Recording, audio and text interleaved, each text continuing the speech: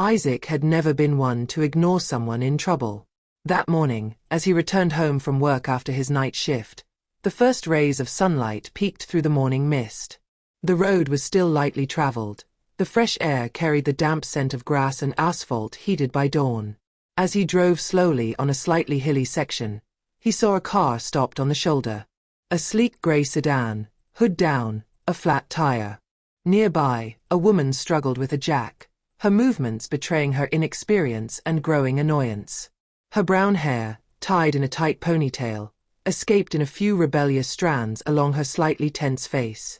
She wore a navy blue suit that, although perfectly fitted to her figure, was clearly not made for this kind of effort. Isaac slowed down before coming to a complete stop on the shoulder, a few meters behind the sedan.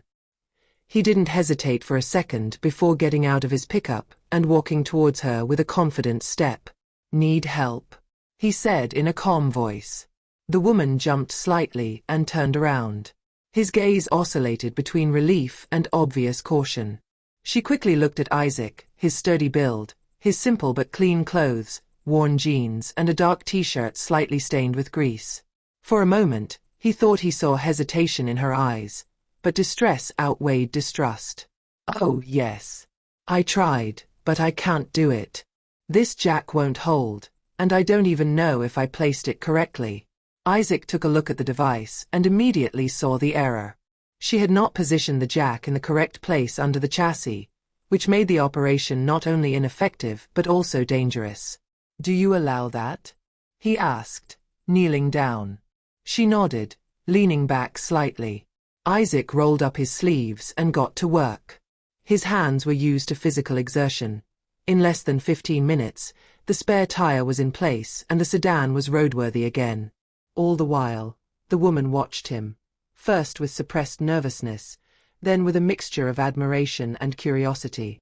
When he was finished, he stood up and absently wiped his hands on a rag he always kept in his glove compartment. "There you go, it's done. Be careful, the spare tire is temporary. Avoid long distances before replacing it." She blinked, as if she had only just realized that he had solved her problem in record time. "Really, thank you. I don't know what I would have done without you." Do you accept that reward? Isaac shook his head with a slight smile. "No need. Helping is free." The woman stared at him for a moment, then, almost hesitantly, she took a small notebook out of her purse and scribbled something in it. My name is Claire, in case. You never know. She handed him the piece of paper where his first name and an address were written. Isaac hesitated for a moment before taking it, then absently slipped it into the pocket of his jeans.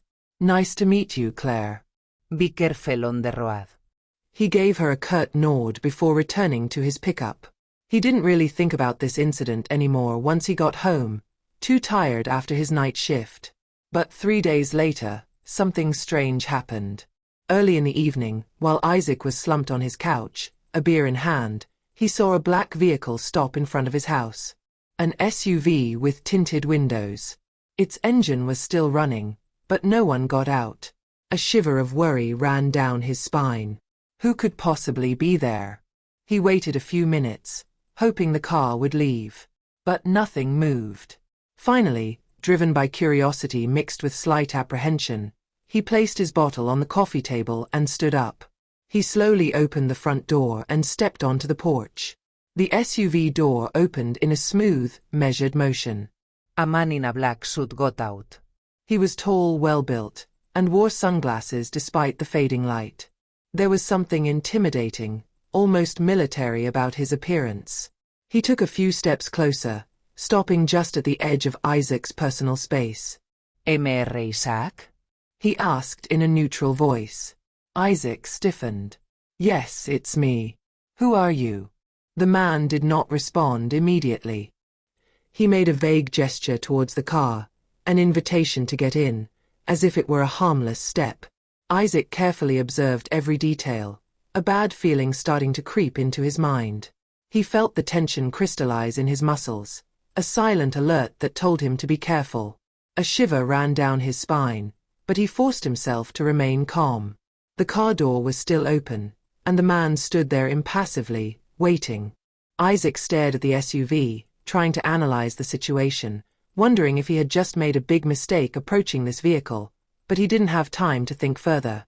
The rear door of the SUV opened slowly. And then Claire appeared. Claire, the same woman he had helped a few days earlier. But what he saw today was not the one he had encountered on the side of the road, drenched in sweat and in frustration. Claire was transformed, dressed in a black evening dress, simple but incredibly elegant. Her hair was styled in a sophisticated manner, each strand perfectly controlled. She moved with graceful steps, but it was obvious that she did not come from an ordinary world, nor the one Isaac knew. His appearance betrayed a social status far beyond what he could have imagined. A furtive glance at her shoes, her subtle but expensive jewelry, and even the attitude of her steps confirmed one thing. Claire belonged to a universe where money and influence reigned supreme. Isaac felt suddenly displaced, for a moment with a shudder, like a man in the street who enters a castle by mistake. She approached him, a grateful smile on her lips, but also a note of seriousness in her eyes. "Isaac, I'm sorry to show up like this, but I absolutely had to see you." He looked at her for a moment, trying to understand why. Why now? Why after all this time? But a slight apprehension took hold of him. He crossed his arms, a protective posture. "For what?" he repeated, wariness slowly settling into his voice. Claire seemed to hesitate, her eyes shifting away briefly before settling on him. She took a deep breath, as if preparing to reveal a secret she had kept for a long time. "Because I didn't tell you everything the other day." She paused, watching Isaac's every reaction, her eyes trying to read him. Then, under her breath, she continued. I am the daughter of Antoine de la Roche. Isaac felt like an electric shock running through his body. Antoine de la Roche. This name. This name rang through the media like a steel bell. An industrial tycoon, owner of some of the world's largest companies, recognized not only for his immense wealth but also for his political connections, alliances and ability to manipulate situations to his advantage. A man whose influence extended far beyond the borders of this country. Isaac had never come across the name, but he had heard of him. Who wouldn't have done it? "Okay, and what does that have to do with me?" he asked, his voice hoarser than he intended. Claire seemed to search for words before responding, her eyes slipping furtively towards the bodyguard, as if seeking support. The man in the black suit didn't move, but his imposing presence seemed to say it all.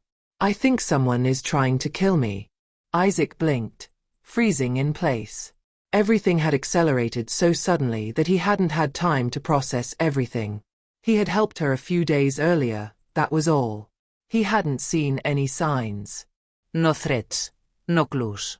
"Pardon," he repeated, hoping he had heard wrong. "This flat tire. It didn't flatten on its own."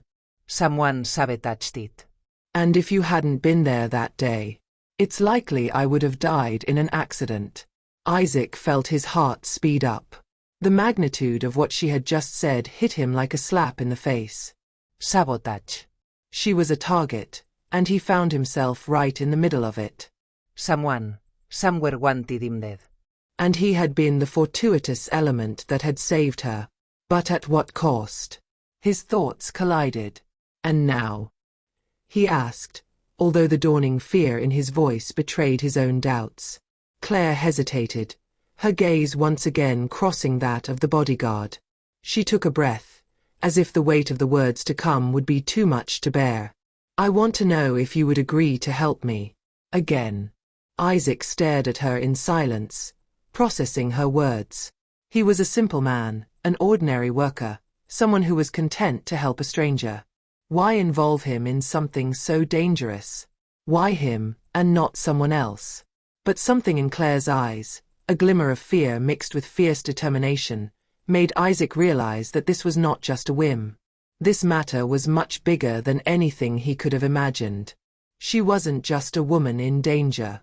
She was a piece in a larger chessboard, and her role in this story was much more complex than he had first believed. If he refused, he knew he might regret not having done anything. After a moment of heavy silence, Isaac lowered his arms, a sigh escaping his lips. Tell me what is soldo. Claire seemed relieved, a slight smile touching her lips. She had found in Isaac someone willing to help her, someone who, despite his initial mistrust, would find himself immersed in a case that would change his life forever.